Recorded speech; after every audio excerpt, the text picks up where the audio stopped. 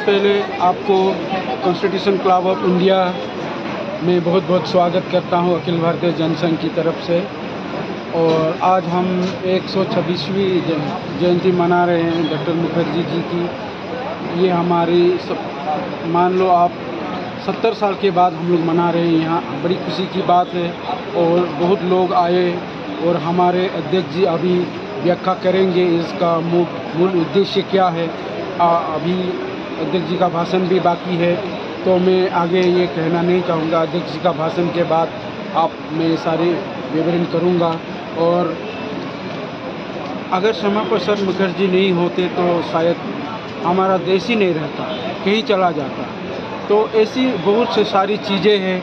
असम को बचाया, बंगाल को बचाया, कश्मीर को बचाया, ऐसे करके बहुत सारी बातें हैं जो हम लोग उसको स्मरण करते हैं आज के दिन में। शायद उनकी आत्मा कहीं भी हो, हमारे बात सुने और अच्छा से रहे। सर, जिस तरह श्यामा प्रसाद मुखर्जी के जिन्होंने शहादत दी है और उसके उपरांत समय समय पर उनके ऊपर आरोप प्रत्यारोप लगते रहे हैं, विपक्ष ने कई बार उन पर आरोप प्रत्यारोप लगाता रहा है, तो इस बारे में क्या कहना चाहेंगे सर? देखिए, विपक्ष का बस में रहा क्या? अच्छा, मुझे एक बात बताइए, श्यामा प्रसाद मुखर्जी को आरोप लगाने से पहले मैं राहुल गांधी से पूछना चाहता हूँ। माननीय आदरणीय राहुल गांधी जी, आप अपने दादाजी को सम्मान नहीं करते, दूसरा को क्या सम्मान करोगे? देश को क्या सम्मान करोगे? आपका दादाजी फिरोज खान जी का समाधि में आप कभी जाके एक फूल अर्पण किया और देश की बात करते हो? श्यामा प्रसाद मुखर्जी ने देश के लिए बलिदान दिया। आप लोग क्या किया? अपने दादाजी को मान सम्मान कर नहीं सकते, देश को क्या बचाओगे? ये मैं कहना चाहता हूँ इसका उत्तर पे।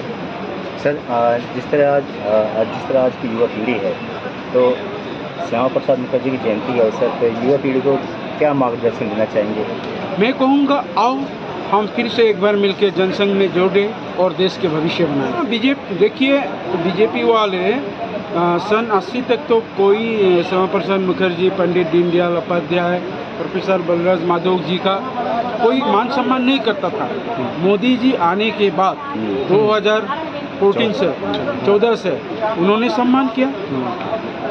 तो पहले तो अडवाणी जी, वाजपेयी जी घूमता रहा, 2 सीट मिला। 80 में क्या मिला?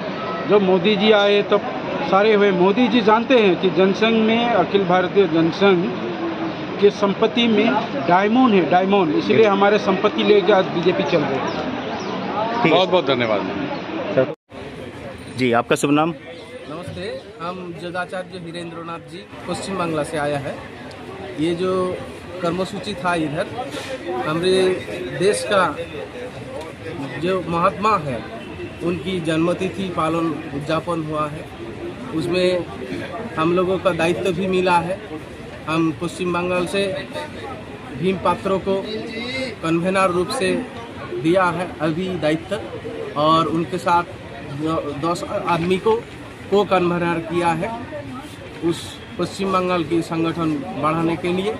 और मेरे कन्वेनर ये हुगली का, इसको पूछिए सर। नमस्कार, मैं डॉक्टर शुभंकर था। मैं यहाँ पे आया हूँ। सबसे पहले देखिए, श्यामा प्रसाद मुखर्जी पश्चिम बंगाल का आदमी है, और इतना बड़ा देश में श्यामा प्रसाद मुखर्जी को लेकर जहाँ चर्चा हो रहा है, तो वेस्ट बंगाल का पार्टिसिपेशन क्या है हम लोग का अखिल भारतीय जनसंघ में, कि हम लोग वेस्ट बंगाल से लीड करते हैं। और रहा सवाल बात वेस्ट बंगाल में श्यामा प्रसाद मुखर्जी का चिराड में, हुगली डिस्ट्रिक्ट में उनका घर था, जो जन्मभूमि है।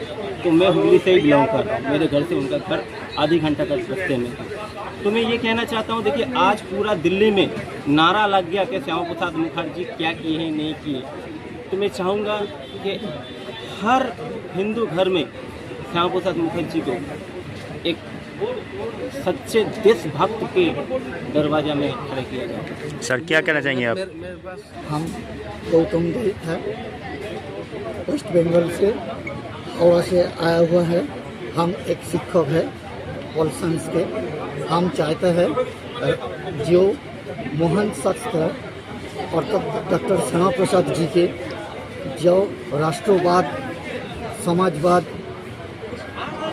बड़ो सामाजिक नीति रचना है करते हैं, उसके लिए हिंदुत्व के लिए हम आगे बढ़ना चाहते हैं। कन्वेनर बात करेंगे सबको आपका शुभ नाम भैया? भीम पात्र जी हैं। हाँ भीम जी, आज आप दिल्ली के अंदर आए हैं श्यामा प्रसाद मुखर्जी की 26वीं जयंती समारोह में, क्या कहना चाहेंगे इस अवसर पे आप? तो हम तो बंगाल से आया, जो बंगाल से जो हिंदू बोल के जो सरकार आया, हम हिंदू के साथ भी है। जो विरोध करेगा, हिंदू के जो अत्याचार करेगा, हम उसके विरोध खड़ा होंगे। ये हमारे समावेशन चिंताधारा है। हिंदू के लिए लड़ाई करेगा, हिंदू के साथ है। जो हिंदू के अत्याचार करेगा उसका हम विरोध करेंगे। जिस तरह अभी पश्चिम बंगाल में सरकार बदली है और हिंदुत्व का एक लहर हो रही है, तो क्या कहना चाहेंगे कि कितना बदलाव आएगा अब? देखो ना, अभी जो हिंदू बोल के सरकार आया, ठीक है, हिंदू बोल के जो सरकार आया तो कुछ हिंदू के लिए काम करेगा कि नहीं करेगा हम देखेगा, क्या नहीं करेगा तो हम हिंदू के लिए काम करेंगे। फिलहाल हिंदू के लिए काम कर रहा है, लेकिन हिंदू को जो मुद्दा है हिंदू राष्ट्र करने के लिए हम लोग संगठन करके, जन जागरण करके हिंदू राष्ट्र करने के लिए प्रभावित करेंगे और भी चाप भी देंगे। 2 माह पहले बंगाल में चुनाव हुए तो जो साथी हमारे सक्रिय थे उनका प्रदर्शन अच्छा नहीं रहा, व्यवहार अच्छा नहीं रहा।